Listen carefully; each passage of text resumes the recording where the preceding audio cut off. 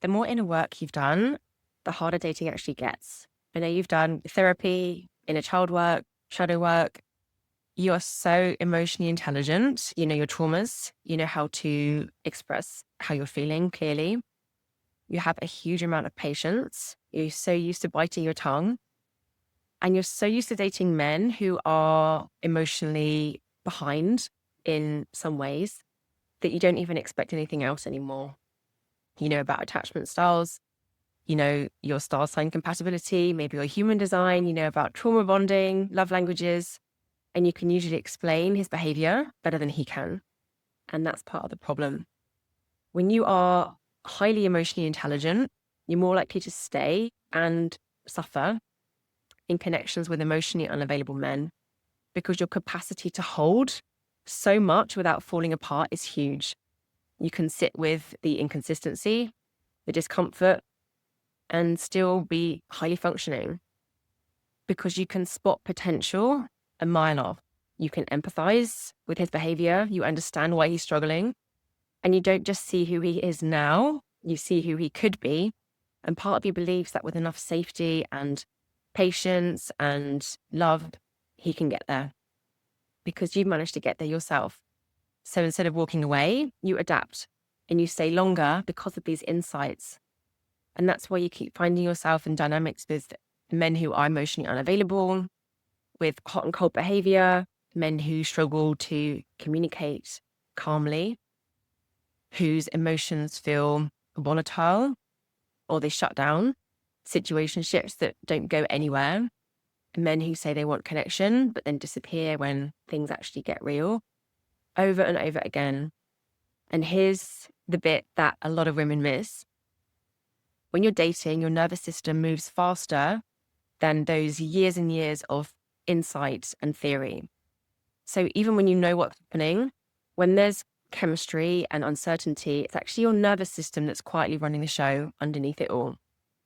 And your system starts scanning for familiarity.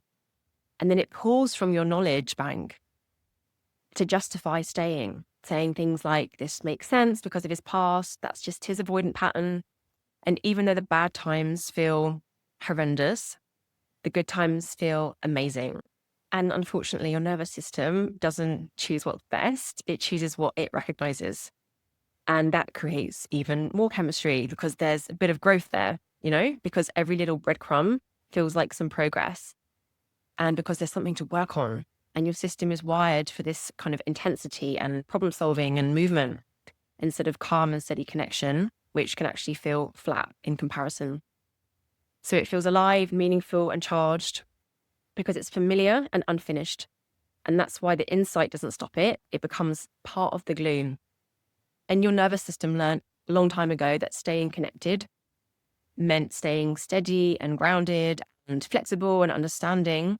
And so you start overriding your instincts, giving it more time, giving him another chance, staying extra calm so that he doesn't shut down or get defensive. You start blocking off other connections so you don't feel disloyal. And you hope that if you stay steady enough, he'll eventually meet you there. And then before you know it, you are emotionally invested and you're putting your real feelings to one side. And almost every day, your gut is telling you, this isn't right. But the fear of losing another man feels bigger than leaving him. And meanwhile, from his side, he's like, this is easy. She doesn't ask for much. I can keep this going without making a decision or committing.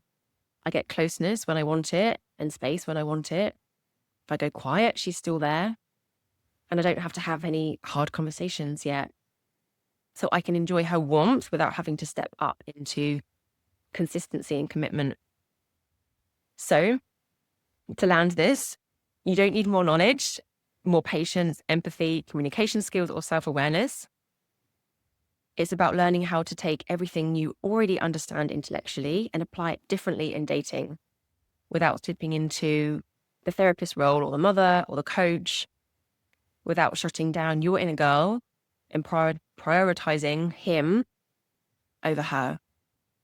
If you want to find out about your personalized pattern in dating and how to start shifting it today, you can see the free quiz link in my bio.